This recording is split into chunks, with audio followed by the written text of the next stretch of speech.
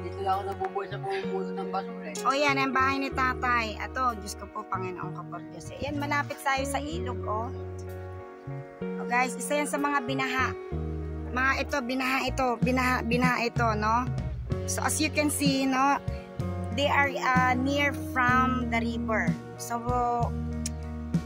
after the flood, what happened?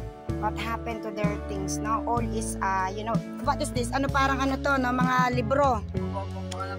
Oh, napasa na yung mga libro dito. Mga, ano ito, napulot na lang daw nila to. Wala silang naisalbang damit. So, ito mga napulot na lang na ginagamit nila. So, kung meron, yan nakita nyo guys, oh. This is the, ano, no? The books. Notebooks of the student, no?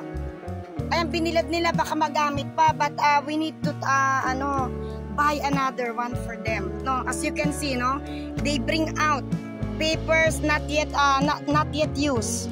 So as you can see, no, not yet used, but you see, it's all been it's all wet.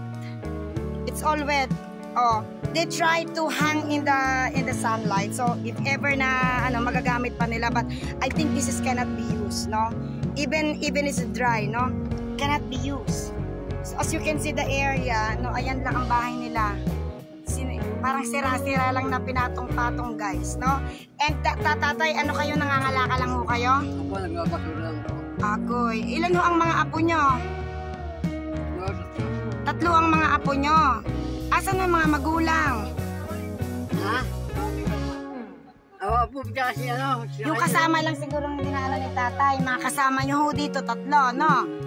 And then, inasan mo mga magulang nun? Hindi po nagtatrabaho. Tatrabaho din po. Anong trabaho? Trabaho na yung anak.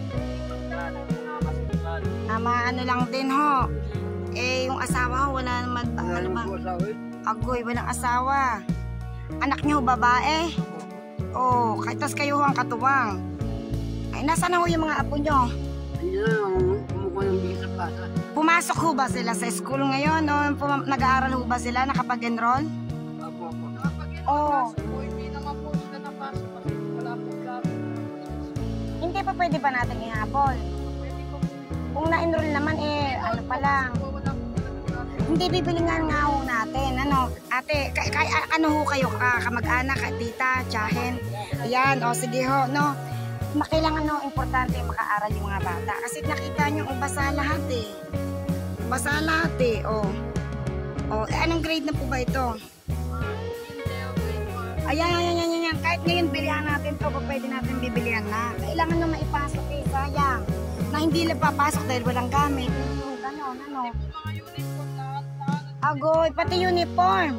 Agoy. Eh, babae, lalaki. Dalawang lalaki, isang babae. Agoy. O sige, titingnan natin. Guys, ito ang titingnan natin to. Isipin mo guys, oh, ito oh. Sa area na to guys, na malapit sila sa ilog, ito lang ang kanilang barong-barong. Kung tawagin natin, diba ho ba? Eh tayo yung lumaki sa hirap din. Alam natin tong mga ganitong area, no? Na pero ito mas masaklap naman ito guys. Ano? Nakita nyo naman guys, oh. Nakita nyo, sinalba pa din nila guys yung mga gamit. Ibig sabihin, importante sa kanila yung pag-aaral. Ayan no, ang kanilang mga basang mga notebook, hindi daw nakapasok yung mga bata. At wala nga silang mga gamit guys. Oh, ayan oh. Oh, ayan oh, ang kanilang mga ano, ay grabe oh, sayang tong mga notebook guys oh. Guys, hindi pa nagamit. Oh, OMG. Oh, ilang pads to oh, ilang pads, hindi pa nagamit. Ilang pads to? Wala pang mga sulat guys. Agoy, sayang. No? So ito ang isa sa mga tutulungan natin, no? Isa sa mga tutulungan natin guys, no? So isa sa mga tutulungan natin ang apo ni tatay, no? Sila lang ho ay nangangalakal.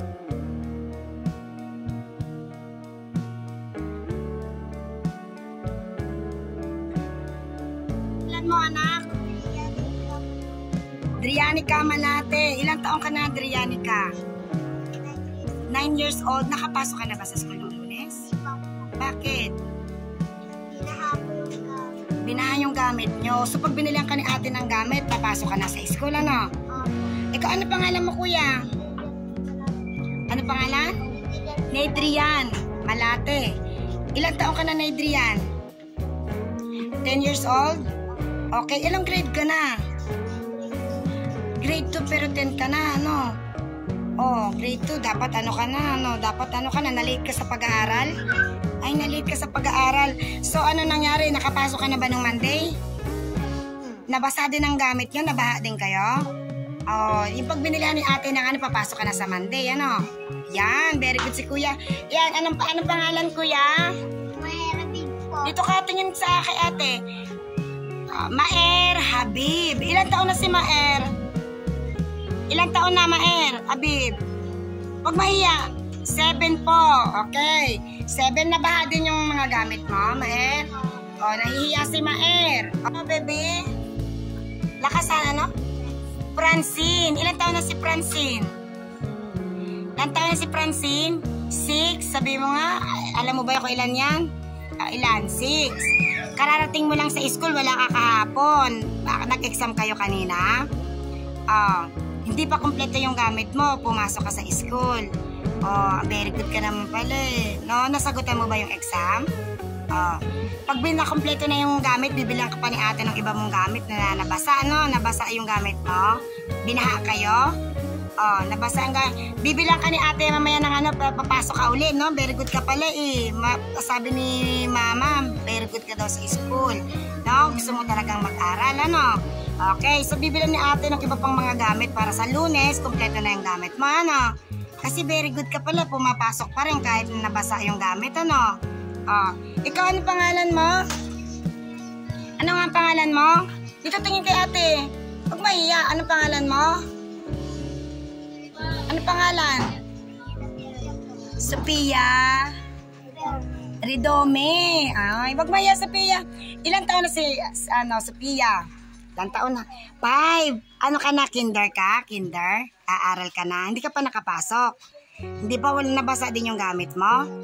Nabasa din. O, bibili ka na ate mamaya ng gamit. No, bibili ka na ate ng gamit mamaya, ha? Ano ka? Papasok ka na sa Lunes? Papasok ka na. Ayan. Very good naman pala si ate Sophia, eh. O, ayan. Anong pangalan mo? Alnasep Tumawis. Ikaw si Alnasep Tumawis. Ilang taon na si Alnasep? 7. Ikaw, nakapasok ka na ba sa school nung Monday? Nag-start na. Hindi pa rin. Ay, ikaw yung bahay doon na nabasa din na, ano? Ikaw yung nandoon, di ba? Ay, nabasa yung mga gamit nyo yun, ano? Eh, di paano hindi na pwede magamit, ano? Nasaan ka nung umuulan? Buti hindi ka nalunod doon. Buti hindi ka nasalin doon. Tumakbo kayo doon sa, ano? Doon, sa mataas, ano? Pag uulan doon, dapat tatakbo doon sa, ano na, wag, pagka umulan ulit at binilihan ka ni ate ngayon ng gamit, papasok ka na ba sa Lunes? Yan. Gusto mo ba mag-aral? Yan ha. Ngayon, pagka binigyan ni ate ng gamit, itatalagay na sa plastic para pag umulan, itatakbo na natin, ano? Yung bag, yung ano lahat, ano? Yan ha. Sige. Pagka bibili na tayo. Tingnan na dito, mga bata.